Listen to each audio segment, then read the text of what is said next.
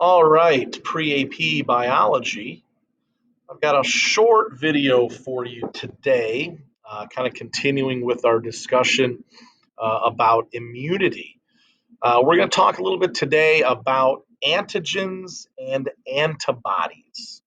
These are probably two terms that you've heard of before, but I want to make sure we kind of understand what the difference between the two is and kind of how they're related to each other. All right, that's kind of the big thing that we need to know today. All right, so we'll start off here with this term called antigens. Antigens are basically marker proteins. It's been a while since we've talked about marker proteins, but you might remember back in our cell unit, we talked about your cells of your body, having name tags, that kind of distinguish your cells from all other cells. For example, my liver cells, have marker proteins on them, that say that basically they're Mr. Trappere's liver cells.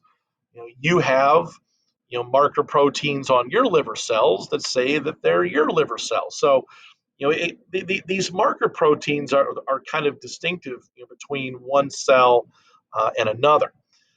Now, an antigen is basically a marker protein, but they're found on pathogens. So they're found on like bacteria and viruses and all these things that want to get into your body and cause disease, which again makes them very specific.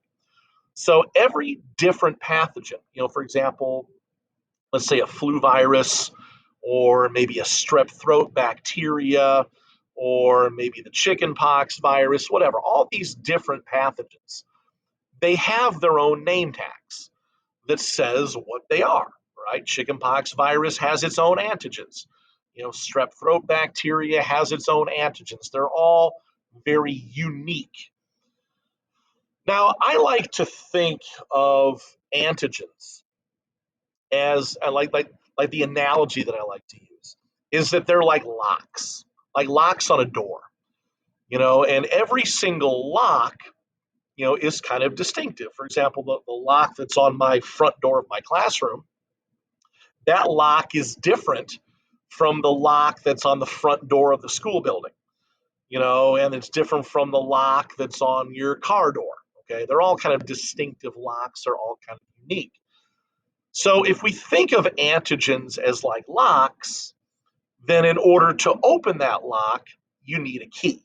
Okay, we'll talk about the keys in a few minutes. But the thing about these antigens is if our body is going to fight off a disease, let's say, for example, strep throat, if your body's going to successfully fight it off, if your immune system's going to fight it off, then your body has to recognize those antigens. It has to kind of recognize what the locks are, the name tags are that are on those cells. Okay. So as long as your body can generate keys, we call the keys the antibodies, then you'll be able to successfully fight a disease off. Okay. Now, it's the job of your white blood cells, in fact, certain types of white blood cells. There are several different types. We'll talk about more tomorrow. But it's the job of your white blood cells to produce these keys, in order to, kind of open the locks of these pathogens. And if your body can produce the keys, then your body can fight it off. If your body can't produce the keys, then the pathogen's going to be able to cause an infection in your body, and that could kill you, if it's bad enough. So when it comes to your white blood cells, there's a certain type of cell. It's called a B cell. B cells are just specific types of white blood cells. Again, there are different types, but these are the ones that, and their job is to make these antibodies, to make these keys. All right, so if you do, again, you can fight off diseases. Now, this can also be a problem during blood donations and also organ transplants. Because let's think about it. If you were to get let's say, a blood transfusion, from someone else. Let's say you got into a car accident, you lost a bunch of blood, and you need blood. Someone's going to be giving you they're antigens, because those marker proteins are also on someone else's cells. So if you were to get blood from someone else, you're going to be receiving their LOX. Well, what your body is going to do is your body is going to make antibodies against those LOX. So this could actually be kind of a bad thing if you get the wrong type of blood. So let's just kind of review this real quick before we get into this problem of blood transfusions. This is a really good picture, I think. Here, let's say this pink cell here. This is a B cell. So this is like one of your white blood cells that are just traveling through your immune system or traveling through your blood vessels. And this little green guy here, this is a little bacteria. And over here, you can kind of see it's kind of an enlarged picture. You see these little structures that are on the bacteria. Okay, these are the antigens, right? These are the LOX. So as long as your body, your cells produce the keys, and this structure here, this pink structure would be the antibody. As long as that antibody fits that lock, that means that your body can successfully fight off that individual pathogen. If you don't have the keys, if you don't have those antibodies, then your body has to make them. And that takes time. In some cases, it might take a few days, maybe a few weeks for your body to successfully make those antibodies. And in the meantime, you're getting sicker. All right, so that could be a problem. But again, antibodies, think of them as the keys. Antigens, think of those as the locks. And if the key fits the lock, when it comes to fighting off diseases, that's a good thing. All right, it's not so much of a good thing when you get a blood transfusion. All right, so take a look at this chart here. All right, over here on the left, right, we see our blood types. And we should be familiar with this, right? Blood type O, blood type A, B, and AB. And you might remember us doing genetic problems with Punnett squares, crossing, somebody who has AB blood with somebody who has, AO blood, whatever, looking at the genotypes and phenotypes of the offspring. That's not what this is, okay? What we're looking at here is these two columns here, okay? So in this first column here where it says antigens, okay, these are the locks. So for example, if you have, let's say, type A blood, okay, you have a certain type of antigen. We'll call them A antigens. This is the marker protein that you have. We'll just call it an A marker or an A antigen. If you have B blood, you have what we call B antigens. B antigens are not the same as A antigens. They're like completely different locks, right?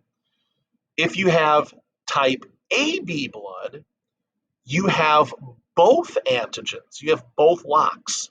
You have A locks and you have B locks, okay? If you have type O blood, you don't have any locks at all. You don't have any antigens. So let's think about this when it comes to blood donations. Okay, when you donate blood, you're giving away your antigens. So if you have A blood, you're giving someone these locks, these A locks. If you have type O blood, you're not giving away any locks. If you have AB blood, you're giving away both A and B. Now, this third column here, this is the antibodies. This is what you make in response to receiving a certain type of blood, okay? So for example, if you're type A blood, if that's the type of blood you are, you will make anti-B antibodies. So these are antibodies, these are keys that will fit any B locks, right? If you're type B blood, you will make anti-A antibodies or anti-A keys. Those keys will fit any A lock. If you're type AB blood, you don't make any keys at all. You don't make any antibodies. If you're type O blood, you will make both anti-A and anti-B keys. You'll make both of those antibodies. So the thing about this is when you get a blood transfusion, you don't want the key to fit the lock. Because what happens there is your body, when it makes these antibodies against a certain type of blood, when that key fits that lock, it basically targets that cell for death. Your immune system will kill it. Well, you don't want your immune system destroying the blood that's being transfused into your body to help you survive. Like that would kill you. We call that blood agglutination. Basically, what happens is your blood all clumps together and you'll die of like severe blood clotting. It's like probably a horrible death.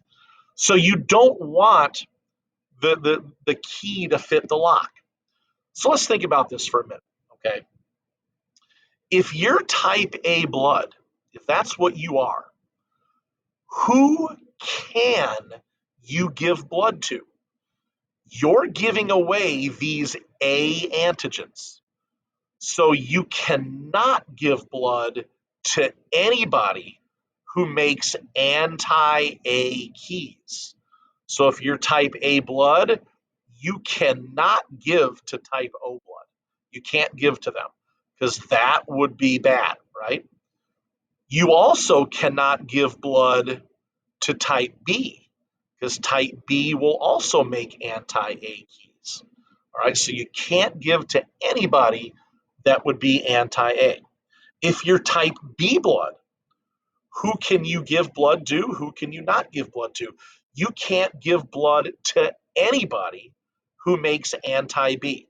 So if you're type B, you could not give to type O, and you could not give to type A. Okay, so hopefully that makes some sense. Now there's a couple other things here. Think about type O. Type O doesn't give away any locks. They don't give away any antigens. So they're what we call the universal donor. They can give blood to anyone because they're not giving away any of their antigens. They're not giving away any of those locks. So it doesn't matter what keys the other person makes, they're not going to be able to fit the locks because there aren't any locks. If you're type AB blood, you are what we call the universal recipient. Because if you're type AB blood, you don't make any antibodies, you don't make any keys. So it doesn't matter who gives you blood, you're not making any antibodies against that blood, so you can receive blood from anybody. All right, so just kind of remember type O can give blood to anyone because they don't give away any antigens. Type AB blood can receive blood from anyone because they're not making any antibodies. All right, but other than that, you got to be kind of careful on who gives blood to who. Now, when you do your homework for this tonight, there's going to be some questions about who can give blood to who and who can't. Use this chart to kind of help you out a little bit. Okay. All right, that's it for the video today. If you have any questions, either email me or come and see me before school. I can help you out.